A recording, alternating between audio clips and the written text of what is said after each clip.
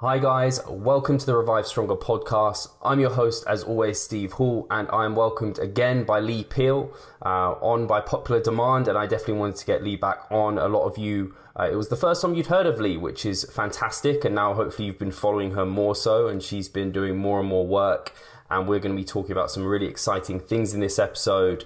So how are you doing, Leigh? You well? I am doing very well. Thank you for having me back and for using the term by popular demand. That's really, that starts me off on a good note.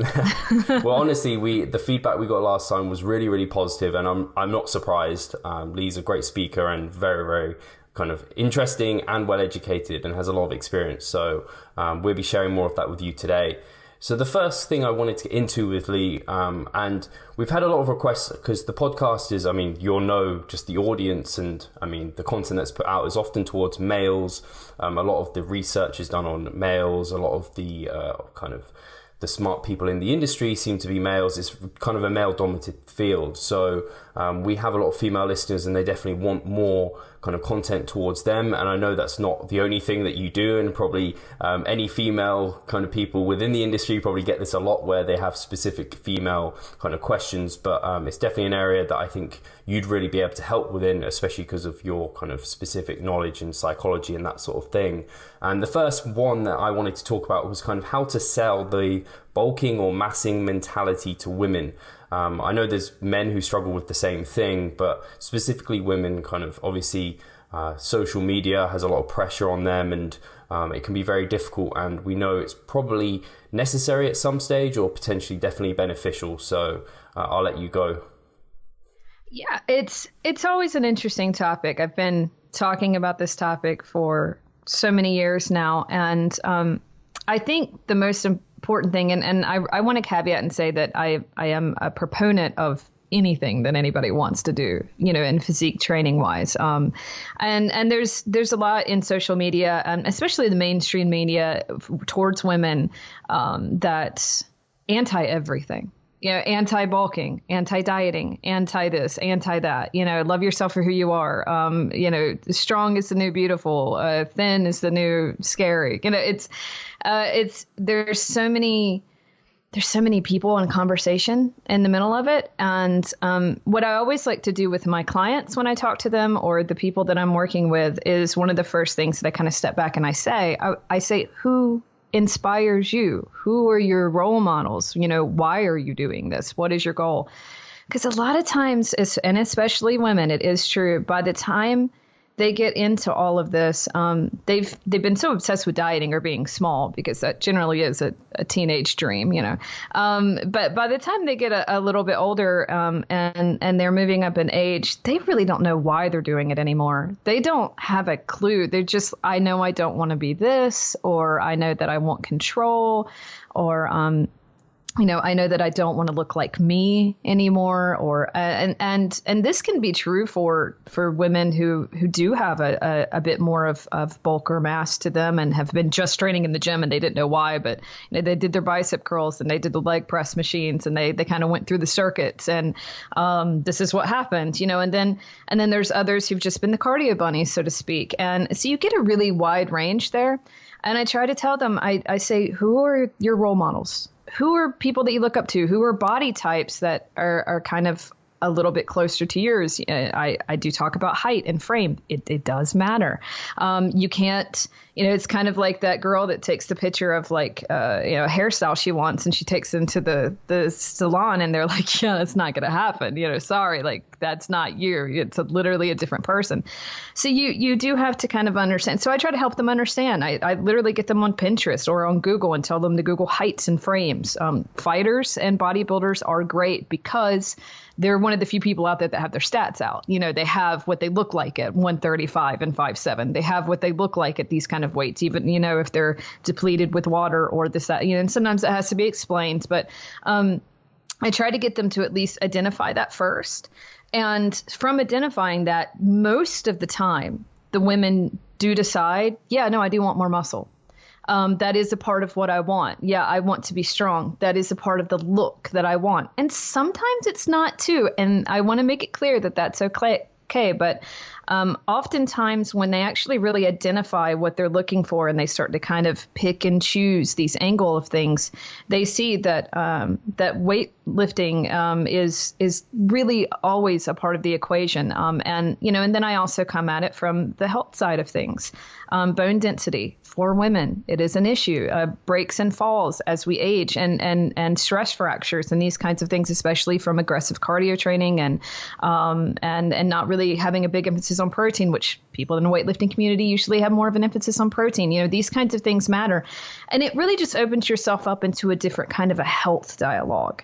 And my frustration with it is that there's been so much emphasis lately in the community about how unhealthy it can all be, how unhealthy cutting for weight, bodybuilding contests lead you into binging and this, that, and the other. And I'm not a big fan of that because that's, it's very much with anything, you take it too far, or if you don't understand what you're doing with it, it can spin out of control. So I tried to give them control, and I tried to show them that you can do this in a healthy manner. You can control this. It's really just about where you want to go with it. So that's a bit how I break it down to clients and people when I'm talking to them. And I found that it's just overwhelmingly positive. I really like that because it's fortunately for myself with my clients, oftentimes they kind of understand that it's parcel of the process. So it's more, they know they need to do it, and it's just kind of a case of doing it and getting them to do that. But if someone isn't even aware of the fact that they would need to do such a thing, it's a brilliant actually awareness tool to get them to find physiques and then kind of be like, well, if you want to get there, then this is something that you're going to have to do. So I love that, the way you've broken that down. And I think I agree in terms of there always seems to be an extreme black and white towards one or the other kind of being good or bad. And it's just a case of kind of, there is that shades of grey is always there. And it's not a case that it's necessarily bad or wrong. And especially like, if you don't want to gain more muscle, then yeah, you don't need to go through it. It's fine to have your own goals. So I thought that was fantastic. And I think that gives people actually something they can think about for themselves now. They can look at physiques and be like, okay, and coaches can use that tool. So it's definitely something that I'll be using in future. Is there anything you use to kind of help women identify, kind of take themselves away from the social media pressure of that perpetual deficit, the kind of perma-cutting and all of those sort of things, and realize that maybe that's kind of a highlight reel and have more realistic expectations for themselves? Yeah. My biggest focus usually with a lot of clients when I start working with them is, and this is true with any sort of programming that I have set up, maintenance is a huge part of my education. Because ultimately, and I think that we touched on this before, but it's incredibly important, is that, your life should not be about controlling a deficit, being in a deficit, living in a deficit, cut all the time. The reason that it ends up being like that so much is because people have a very on and off mentality. I find that more than not, people don't really have a problem with deficits. They have a problem with maintenance. Like, that's what they end up having the problem with. And so for a lot of these women, for example, they see these bodies they want to achieve, and they see the level of leanness that they want to achieve. And the first thing that pops in their head, and to some degree rightfully so, is, oh, okay, I have to go into a cut. And it's automatically, this is life. I'm deprived. It's going to be egg whites and oatmeal and and not the good kind for like the rest of my life. And that's it. And this is all I have, and clean eating only. And obviously there's a lot of work to do still to dispel those kinds of myths. But one of the things that I try to do with my clients is I explain to them, if they really have a suffering mentality, and I use that in air quotes, but if they have a very dread suffering mentality with deficits and dieting, sometimes our first thing is to go on maintenance for a week, 2 weeks.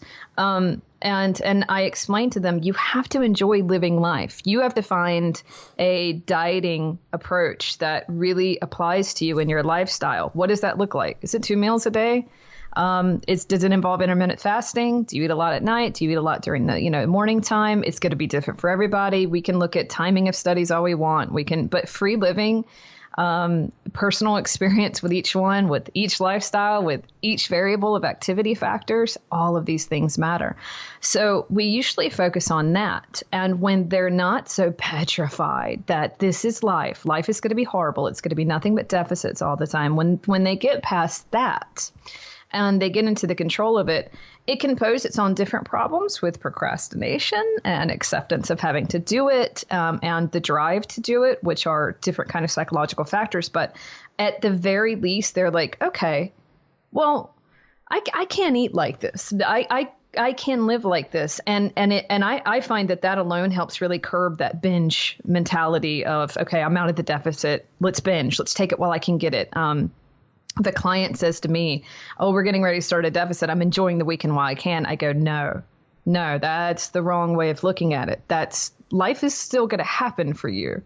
This isn't death. It's not over for you yet. So, it's really reframing that mentality of it. And it doesn't seem like that's a rare or a crazy notion, but it in our industries, it's still, there's still a victimizing and a kind of sadness to having to go into the deficit instead of it just being, this is what I do. I've got a goal I've got to get into. I got to go into a cut. I want to do that for me. I want to get leaner. So I try to explain these kinds of things, and it really takes away a lot of the neuroticism of deficits and dieting. And it really takes away a lot of that kind of fear mentality. And it becomes more about control. And that's a very powerful thing when you truly have that. And that's true for men, women, anyone who's trying to manipulate body weight. It stops being so just dramatic and all or nothing and hanging on by a thread. And instead, it's just, you make a decision here, you make a decision there. It's a very surfer attitude way of dieting, really. It's very, very mellow and relaxed, but it works. It works. Yeah, I think stress-free dieting is always going to win against stressful dieting. I like that approach. And I like the kind of education behind it isn't something that's just forever. There are breaks that are actually going to be implemented that are going to help you with the process. So yeah, it's very important to the whole process. No, yeah, brilliant. So I think that question was really well covered, and we can go on to another one, which you touched on a little bit in terms of talking about the older female.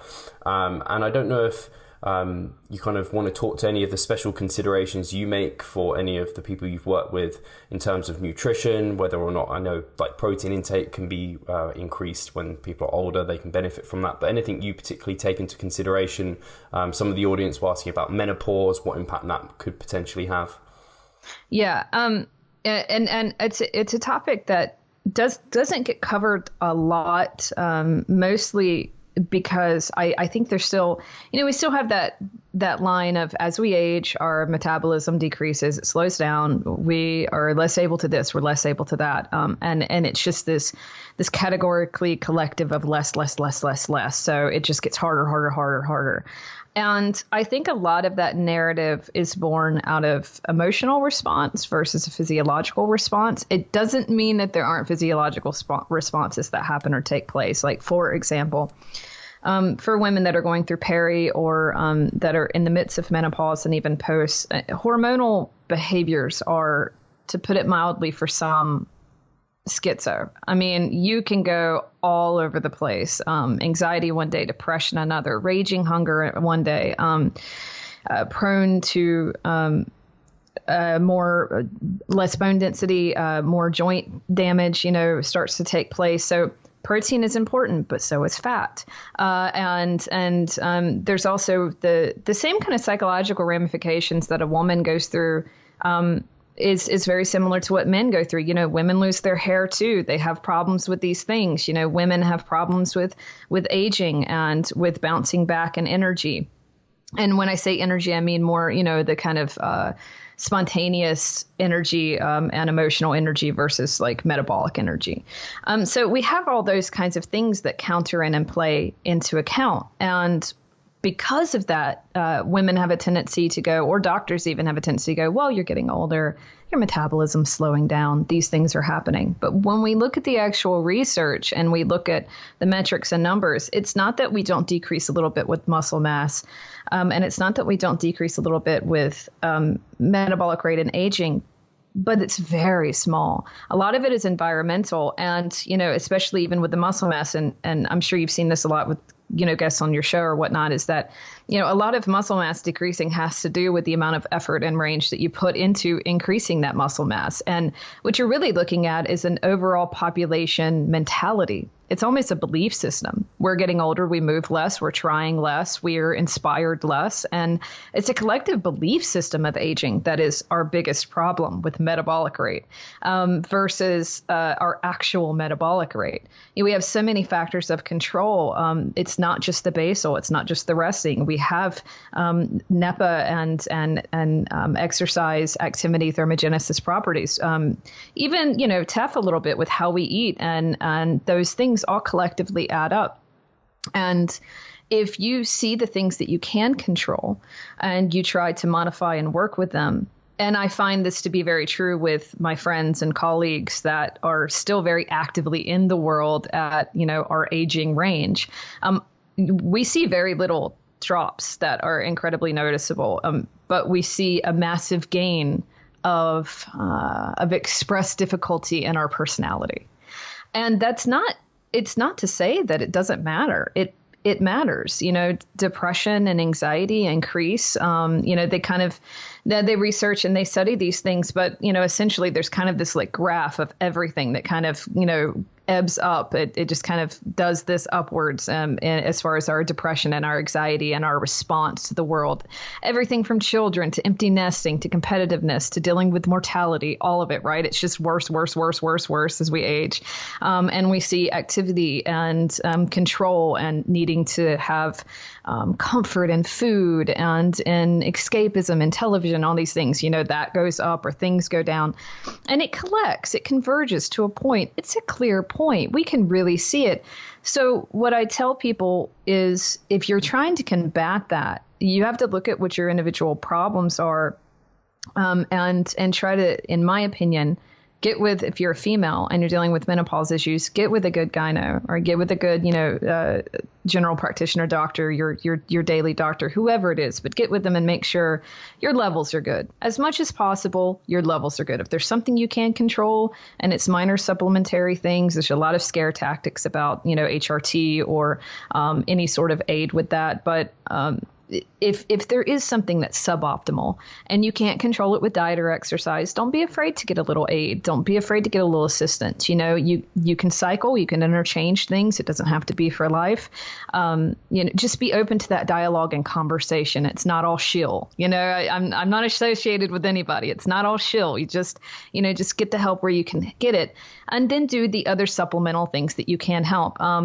You know, a lot of people do take comfort in carbohydrate macronutrient intake, and it's not bad. And I am a huge proponent of carbohydrate intake. But when you do age, getting a lot more towards that balance, sometimes that midline of things, not for everyone, but for a lot of people, does kind of land you a little bit more in a happier level. And we especially find putting a little bit more emphasis to fats, especially for women. It helps with things like the hair loss, with the skin elasticity. I say even going for the vein things, you know, the things that kind of you can see in the mirror, literally, you know, go towards those things for inspiration. You don't have to go to hyper crazy protein levels. It does get out of hand sometimes with the recommendations. But even if you just do your bare minimal macronutrients and you're making sure that you're staying at, you know, 0.6 to 0.8, depending upon what type of intense training you're doing. And I would say the more training you're doing, the more protein. And I think that that's a collective, we all agree. It doesn't have to be excessive. You don't have to be having 150 grams of protein a day if you're 130-pound woman. It's not something that has to take place. That's for, in my opinion, really rigid, restrictive cuts in which you're concerned about that minutia little bit amount of muscle depletion. And you know, if we're talking about stage competition, cutting that, it's different. But there are ranges. It doesn't have to be that all the time. You know, when you're in maintenance, you can get away with a little bit more. When you're in deficits, you have to be a little bit more careful. So I know there's a lot of factors, and I know I bounced around a little bit there, but the overall point is that there's a lot more in your control, and try to maintain your energy levels and your mindset of it a lot more than you're worrying about these really small, statistically insignificant factors that can go either way for you. I'll end on a note that, there's a lot of women in menopause and end up going into hyperthyroid issues when they're in menopause. Their metabolic rate can actually increase, and their hair loss can be from that. Sometimes testosterone can increase for some women during those ranges, and it's a great time to build muscle. It just depends. So it's really about talking to your gyno or even an endocrinologist, whoever it is that you feel comfortable with, and getting a continual measure of these ranges, especially if you are someone who competes and you're someone who's trying to go into that next level of it. You're not just trying to look good casually, naked. The more that you pay attention to your levels and making sure that they're good, that's the minutia I would worry about more, rather than doing, metabolic resting cart machines and DEXA scans, and worrying about those kind of numbers that can be so arbitrary and are not set up as perfectly as we wish that they'd be. Your blood, your actual results and what optimizes it for you. That's where I'd go. But other than that, a lot of it's about mindset. So a bit of a long answer there, but hopefully that covered it. No, I think that was a really nice answer, because I think a lot of listeners will be hopefully will take comfort in that, because I think it's a lot of things in terms of how long will it take me to get to this goal or something like that. Whereas it's just, we'll do the processes that will take you to that goal and you'll kind of get there, rather than focusing on that goal all the time. Or a lot of the time people get into dieting mindsets and they already down-regulate the amount of energy they have and they feel awful. Their gym performance goes down over a case of mindset. So I think the fact that this is the same sort of thing in many ways is really, really interesting. Yeah, I mean, I think you're going to find that across it's really across the board. We look at the perception of the difficulty of what it is to do something. And we talk about that a lot with misdiagnosis or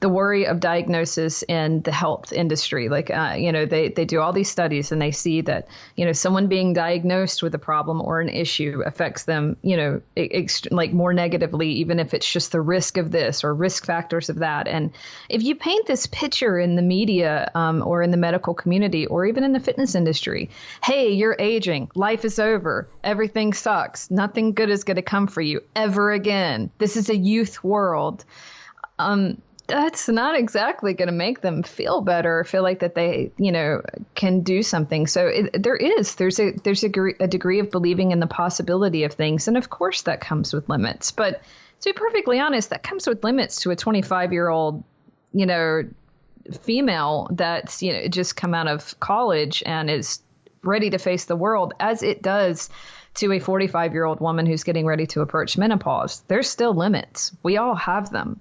And I think it's hardest sometimes the most for the people who in their youth had less of them, and then they start coming on.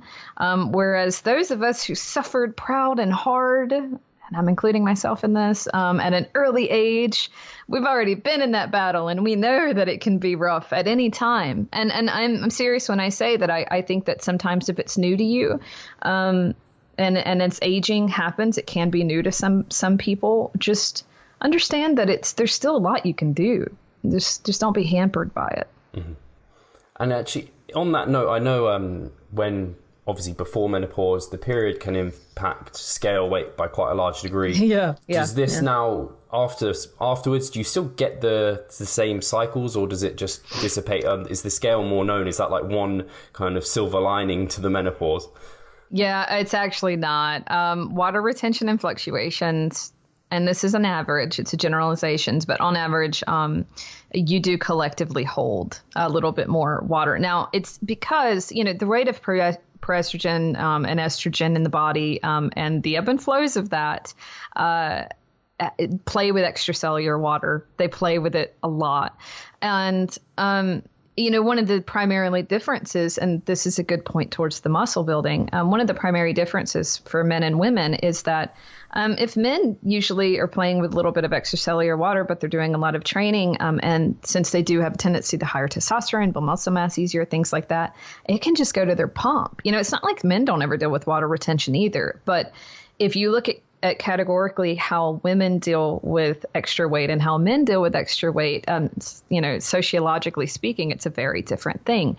So if you're a woman who can toss aside some of the scale issues and the physical weight of it, and instead literally flex your ass in a mirror and be like, you know what, on my higher water day, it may be a little bigger, but it also looks a little firmer and my cellulite is a little decreased, like it's a little less.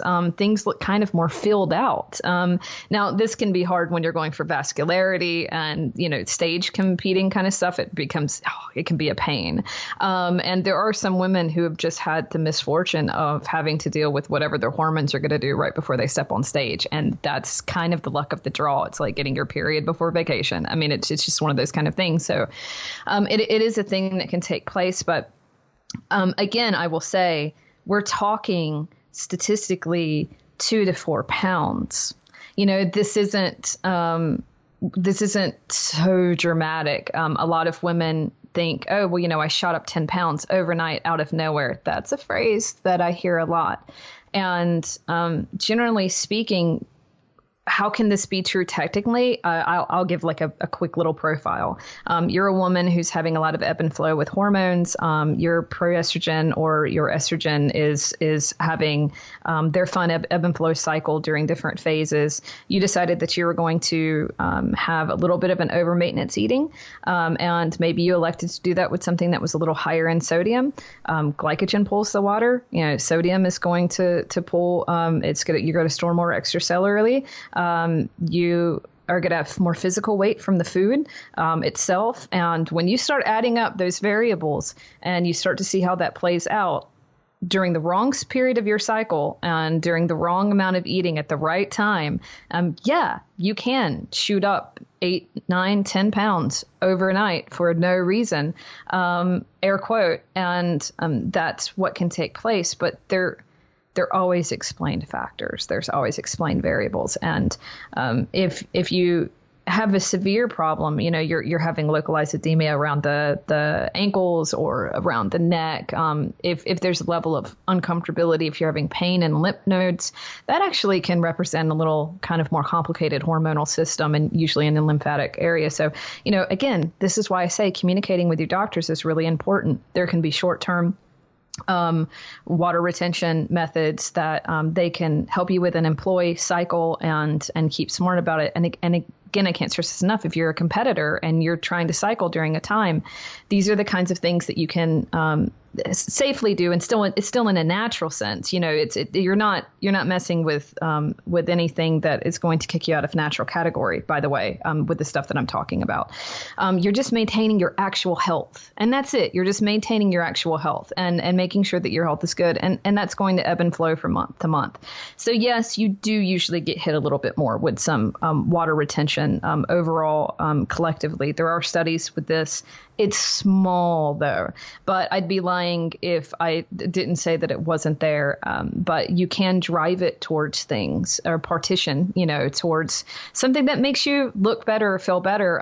Your face looks less gaunt and you look like you have youth and youthfulness and you just don't like that when you're swollen and overeaten. And, you feel heavy set and that's a difference. Being bloated and swollen from overeating and from letting your emotional eating get to you looks incredibly different than having a pumped, trained, partitioned, glycogen driven look. And you just have a little extra water retention. Mm-hmm. So they're very different things. And again, this goes back to control and understanding what's doing what and not being emotionally reactive to it, because you don't want to throw crying on top of that, and then that throws things. Yeah, and it's true though, because why me? Why is this happening? I don't understand. So it's just about keeping really tapped in to what it's all about and calming down and looking to the science of it and just breathing a bit. Yeah, I think having the understanding of kind of scale weight fluctuations and the whys of the sodium and all of those sort of things, it saves so many people hating on the scale, because like so many people put so much emotion into it when it is just weighing how much you weigh. It's not telling you anything else apart from your scale weight. So no, I think that is a brilliant answer. And unless you've got anything more to say on menopause, we can get to the next question, which is strategies to keep females healthy. And we've kind of talked a bit about contest prep. So this is kind of getting towards stage condition. Is there any strategies you utilize to try and keep them as healthy as possible? Obviously, a lot of female competitors will know, and people will have heard stories of losing periods, and any strategies to try and keep that stopping as far as possible? Yeah. Generally speaking, with females, especially the leaner and leaner you get, you are going to run into problems. And I should caveat and say that, I've worked with so many women, and especially women who are, even while they're trying to diet down for stage, competition, they're also still trying to get pregnant. And I do explain to them that's very competing goals. But one of their concerns, though, of course, is not losing their cycle for when they come out of it. And I will always comment and say that if unless you have PCOS or you're obese or you have usually a more significant amount of weight to lose, that the best time because if you're not fertile in that sense, sometimes losing weight can help you with fertility. But being in a deficit is kind of the last thing you want to do if you're trying to get knocked up. It's kind of not, because the body senses stress, it messes with the cycle, and you can have false spotting or false ovulation take place. There's a lot of stuff that can happen. So I'll just simply say if you're thinking of getting pregnant and that's something you want to do, you might want to worry about timing it at a different time. But let's say you just generally want to keep your cycle and you generally want to have as less negative effects as possible. And I do think this is true in general, that you always do as little as you have to do for fat loss. You always do the least conditioning that you have to do for fat loss. You do the least training that you have to do. You put your body underneath the least amount of stress that you can possibly put your body under. And, when people say this, I don't think that they get it sometimes. You're literally taking nutrients from your body. You're pulling from stores. That's the point. And you're not just pulling fat. You're pulling everything. You pull from your bone. You pull from everything that your body has to give to try to supplement and refunction what's happening and what's taking place. That's a very stressful process. And everything gets robbed when you're in a deficit. And the leaner you are, the more it gets robbed. And the more that it goes into places that you might not necessarily want it to go. The partitioning of what it's going to pull from is a problem. So it's why we say things like, make sure that you're getting a lot of protein, make sure that your macronutrients are good, make sure that, supplementation is still an argumentative zone. As someone who reacts very negatively to a deficit and whose vitamin stores drop very fast when I'm in a deficit, I have to supplement with food at mealtime with vitamins. Like I have to. I'm also vegetarian. So I will get very sick in a deficit very fast, and I will test for negative deficiencies very quickly in a deficit. So I supplement, and I have to be careful with what supplements I use because I don't uptake all of them through tablets. So, these things are important, especially if you're someone who's a little bit more plastic bubble, say like me. So supplementing, if is an issue, doing only what you have to do, conditioning only to the level that you have to condition. And even with all that, even having said all that, there are some women who still can have problems with their cycle and their period during a deficit and then cutting in fat. And it can range with body fat percentages as well. It can be as high as 22 and it cannot kick in as low as 15. It really depends. And usually I find that this is, it's a stress response. And particularly the pituitary hypothalamic, and you just don't know, with each individual. But what I found, and again, this goes back to doctors and being in heavy communication with your doctors. If you're someone who has that problem, sometimes once you lose the period, it's really hard to get it back. That can be an issue. And a lot of women don't like getting on the hormones or doing the cycle of the hormones that they have to deal with once they've lost their period. So if you don't have any sort of aggressive genetic family history, if you have a good conversation with your doctor or your gyno, if you're going into a tough cycle cut and you're really going into that stage competing area, you can talk about getting on HRT for the duration of that to maintain your cycle. And you can use that during the time of maintaining your cycle. And then when you get off, when you're done with competing, when you go back to eating at maintenance, when calories are back at maintenance and not binge refeeding post comp, but just normal, you can let it mainline for a month or what so. And then you could talk to your doctor and say, okay, did my levels look good? Everything looks good. And you can get right back off of it. And it can keep you from having an interruption. And it's a little bit of a mirror. It's a bit of a trick, but it does work if you're someone who's noticed that you've had, extra sensitivity. The other thing to say is also do not cut carbs unless you absolutely have to, and save it, save all that kind of manipulation to the last. Like if you don't have to do it, don't do it.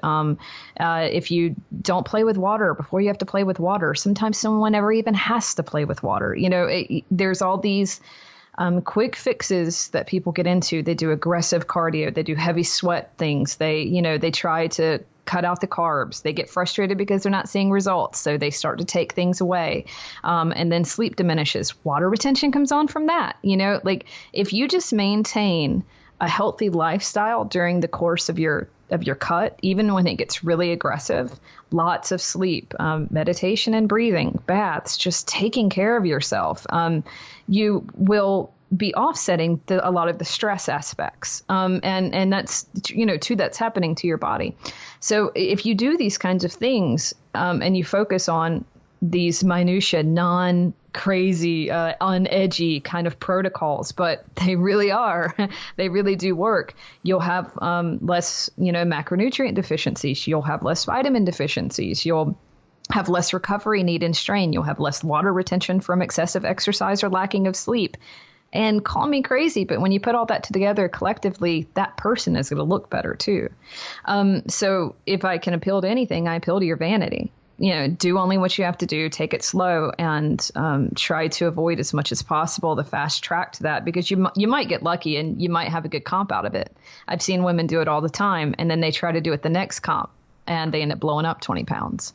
And, you might get lucky once, but if you keep trying to skirt your health, it's going to catch up to you. And with women, it really, Mother Nature has a way of just kicking you like hard in that way.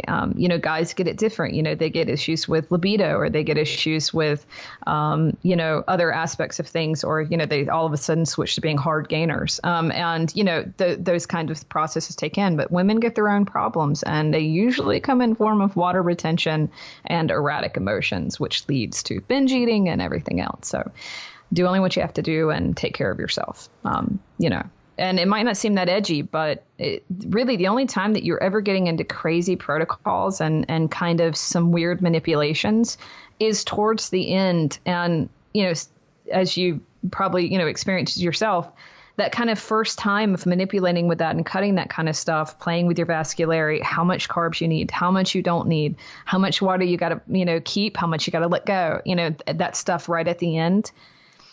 It best your second and third time and fourth time out, and you just got to keep playing with it sometimes, and it can be different. So just not getting hyper focused on somebody else's crazy, cut deficit manipulation protocol, and really learn your own. It's very important.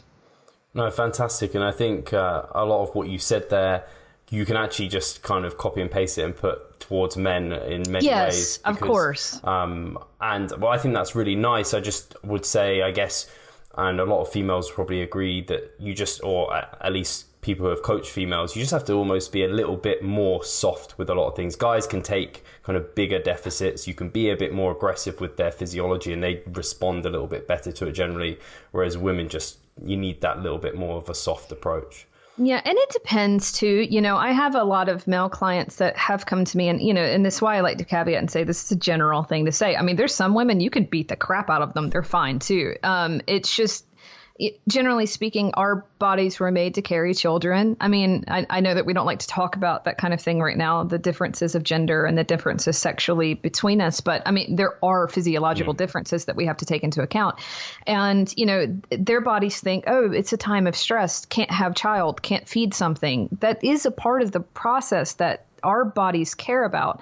Whereas, you know, your guys' body is, you know, oh, can't defend, can't have sex, can't procreate, you know. So, you know, you may sexually not perform and we may reproductively not perform. It's these little, they add up, you know, and you can see where it is. But it's going to paint its brush in a different spectrum, and you guys can get away with a little less body fat automatically, and you're also bigger, so you can play with things a little bit faster on average, and those kind of negative effects don't necessarily come in for everybody. But I definitely work with guys that even at higher body fat levels than one would think, start to hit problems, you know, with their thyroid or with their testosterone, and it's a thing. It's just what our commonalities are. It's what our generalizations and what we normally know.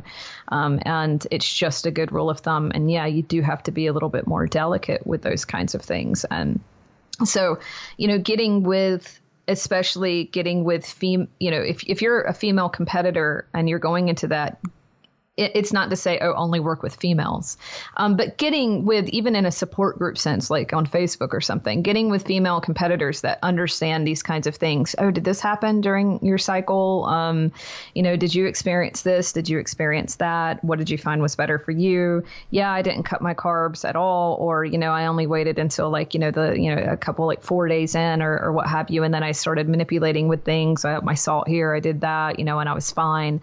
You know, it really is going to vary. Everyone has a different level of sensitivity to all these things. And yes, that is true for guys too. But women, I do find, especially with the conditioning and the heavy cardio and things of that, you really got to not mess with that as much as possible. And I'm not saying that it's just all low intensity fat loss and there is no such thing as doing any sort of cardio, but you just got to play with it smart. Mm-hmm.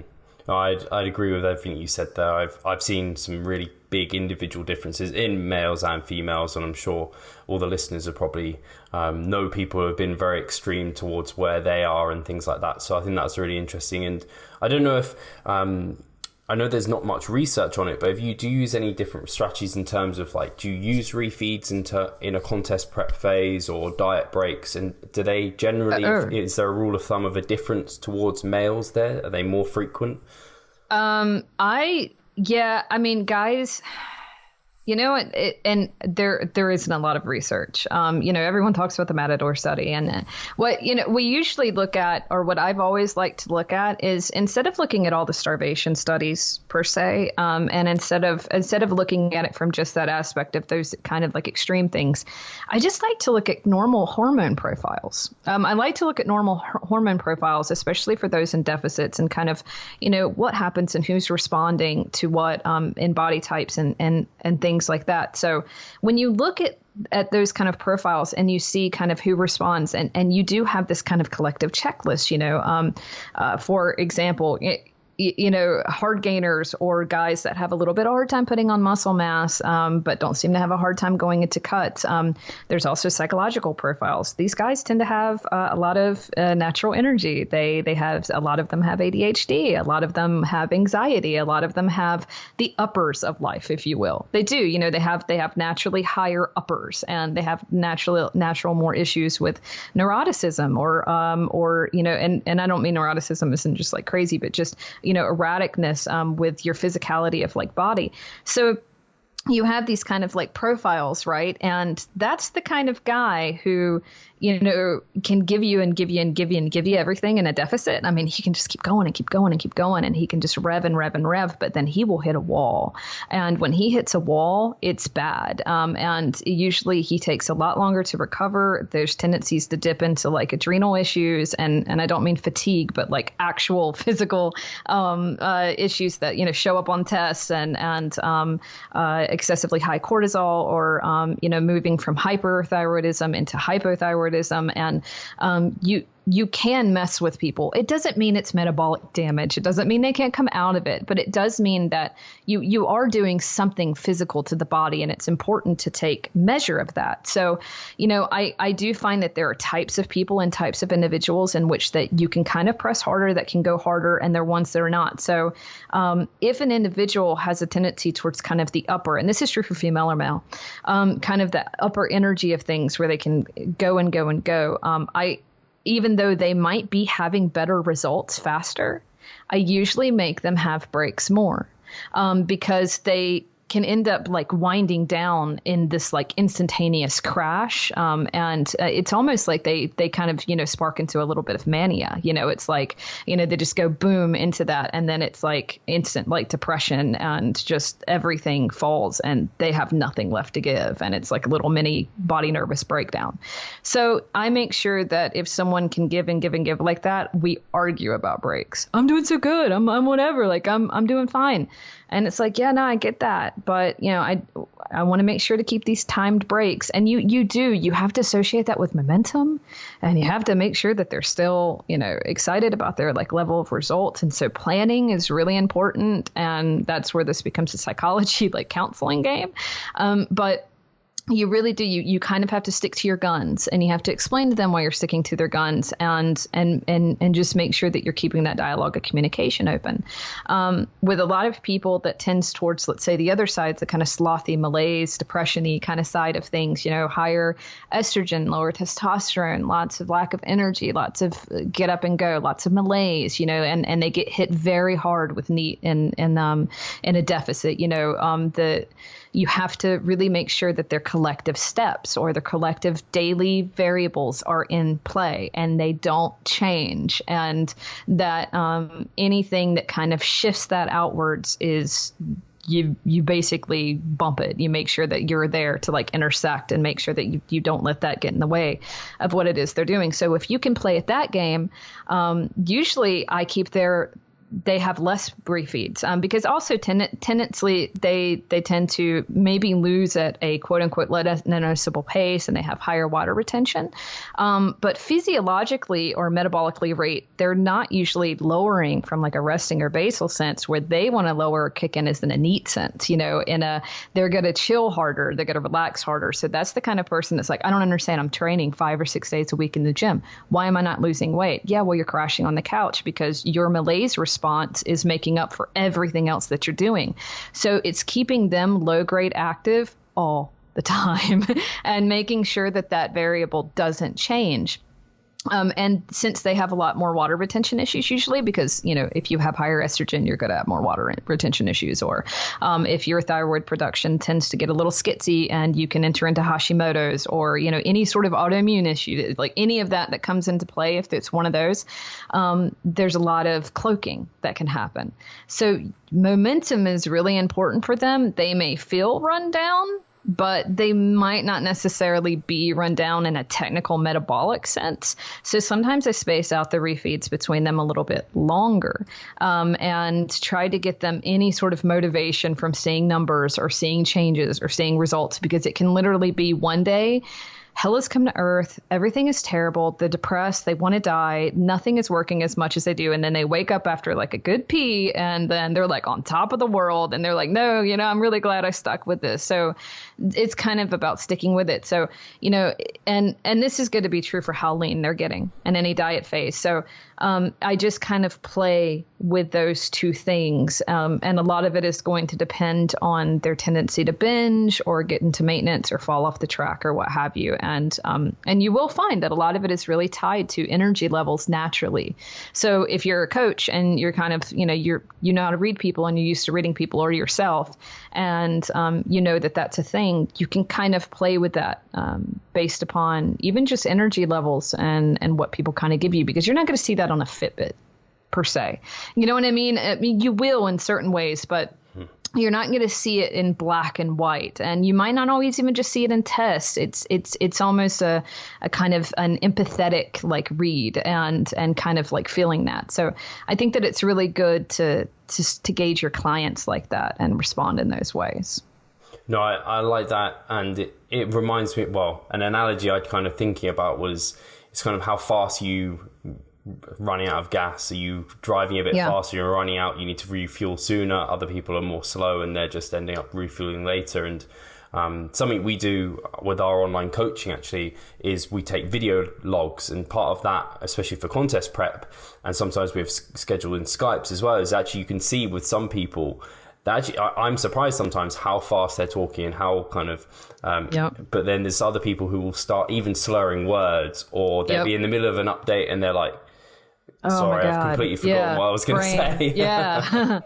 Yeah. And that lets you know what the deficit does to people. And also just generally speaking, in a way, who those people probably are, and a lot of their makeup, which again is why I get so fascinated by the psychology of it, because I do find that it really does integrate, and so you can set it up and phase it appropriately, which is why, generally speaking, we can give general textbook answers as much as possible.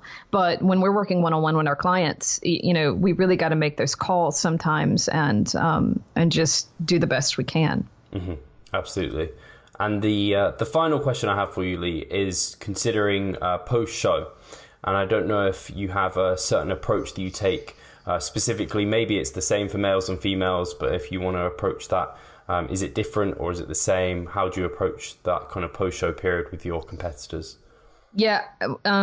Post, everyone has different protocols for it, obviously. And I feel, and maybe this is, I don't mean it to be a cocky statement, but I feel if you do a really good job going in, the coming out is pretty easy.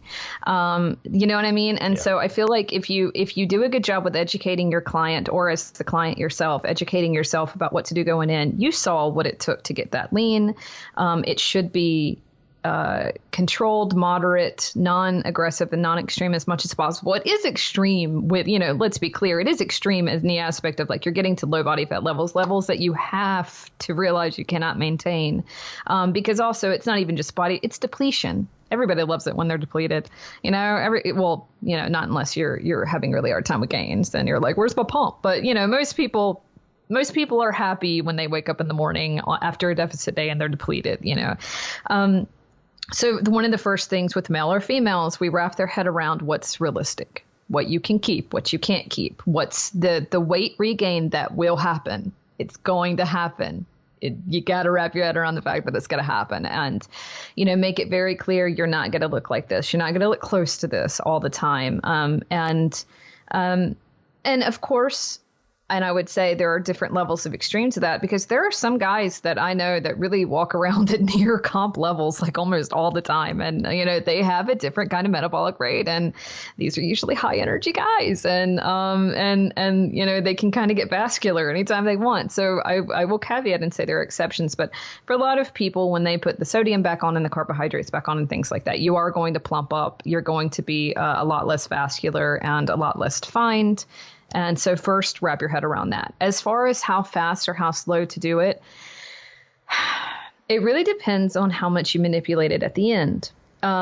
If you got panicky or if things didn't go right in your cut and you started playing a lot with sodium, you started playing a lot with water, you played a lot with carbohydrates and things like that, and you tried to manipulate things kind of too hard, much like a fighter, they're very similar worlds, then I do tell people, okay, you might need to ease it in a little slow. And make sure to watch your electrolytes. And it's just we're not talking weeks here. We're talking a couple days. We're just talking, take it a little slow. Don't go into any crazy post binge like feeds and things like that. You of all people, and it's going to be the hardest for them because they're going to feel the most run down. So it's just about taking it slow and just being about, nibble it back in with the carbohydrates, with the water, with the electrolytes, potassium and sodium and calcium and magnesium, like all of it. Like make sure that you're bringing that back in and kind of pacing it, much like if you were hospitalized for dehydration. Much in that kind of manner of you're replacing fluids that you lost, and you have to keep that in mind. If you didn't just lose glycogen and physical food weight, if you lost a lot more than that, if you lost a lot of water and you lost a lot of electrolytes and minerals from your body, then you need to ease into that. But let's say, hopefully you went about it in a really smooth and simple process. It was pretty moderate. You're not too water deficient. You're not too glycogen deficient, and everything's good. You really kind of just get back to maintenance. You get back to maintenance, and, the rate of your metabolism and how much it's going to bounce up it's going to vary from person to person. The smaller you are, you're depleted, the less you eat, the less you burn, all of these kind of things take into place. if you're really concerned about regaining post, being in a deficit, can you take it a little bit slower and kind of have an increment of, increasing your calories a little bit by hundreds here and there? And when I say by hundreds, I mean, let's say that you assume your deficit is, you've been going at like a 25 or a 35% or something like that. You can move into a 15, and then you can move into a 5 and just kind of watch it. But the more you eat, the more you burn, and, you can kind of get there faster. But also the more that you eat and the more that you burn and the more that you store, the more glycogen you're going to retain as well. The more that the physical food is going to show on you. Not a bad thing, but you have to kind of play with that, right? And how you like your look. So I'm just kind of being aware of that and not panicking at the scale, and moving at a pace that most of the time has to do with psychological. Not physiological. Most of the time it has to do with psychological, because if you did it smart, your physiological should be fine. Your metabolism should be fine. You're going to increase a little bit in body weight. You're going to increase a little bit in TEF. You're probably going to get more energy, increase a little bit more in your unconscious movement. And so in all those things, you'll get a little bump, from your metabolic rate, and that's great. If you're not too worn out and if you didn't run yourself down too much, you shouldn't be too malaised or fatigued. So you should feel more energy. You should be able to get a good training session, and things should go relatively smoothly. And that is generally what I have an experience with the people that I work with contest prep. The only time it really becomes a problem is if you really drained yourself. So I hope that answers the question. And I will be honest, it is different between natural and unnatural. I always kind of answer towards the natural answer, way of thinking. There are incredibly big differences, but it's not my scene. So, I know enough to know that there are things to know, but that's kind of, I stay out of that zone. That's fine. Our podcast is generally a natty podcast. Yeah, anyway, so I'm not against it. No. But, just saying there are some differences with, like, when you dose things and you're going to say, and so that's going to be different, but that's not really, I know the zone, but I don't use it with my clients. So. No, that sounds great. And I actually completely agree in terms of if you have a well-planned and thought-out kind of pre-contest prep, your post should be a lot smoother. And it is a lot of the time people talk about it being harder. And I don't think it is harder from a physiological thing, because you're actually reintroducing things and you're being more energetic. It's the psychology that's really difficult. And like you said, finding the approach that suits the person, and just entering them into that period of time. And do you have a kind of a body fat that you ever kind of want a client to get towards? Because obviously those extreme levels of body fat are probably not something that we want to sustain. Do you try and get them to an appropriate, and kind of what are your cutoff points? Yeah, obviously and it goes without saying, it depends on the client's goal, and what it is that they want to look like. Some clients really do not like what they look like at lower body fat levels. And if we're ever talking to a female in the menopause zone, your face gets gone, or your ass may be a little flabby at 18% body fat, but your face is looking good. So you got to trade off. Sometimes it's like that, so it's really going to be about how you can kind of gauge that importance of things, like we talked about with the cycle and the health and things like that. If you're in a place in which that there are issues with ghrelin, leptin. There are issues with hunger signaling. There are issues in which that we still are learning so much about what is an adipose tissue, and especially the hormone simulators and regulators. It's kind of fascinating. We're still kind of learning about the quote unquote mind of that, and we don't know everything yet. And there's no doubt in my mind that for certain women or men at certain body fat levels, and who's to say how much of it is psychology and how much of it is physiological? I have more room to eat, so I want to eat. Mental set point is a very complicated thing, right? And anyone that has finite numbers on it, wrong, because there's so many variables to it that you can't make that call. So this goes back to individualization.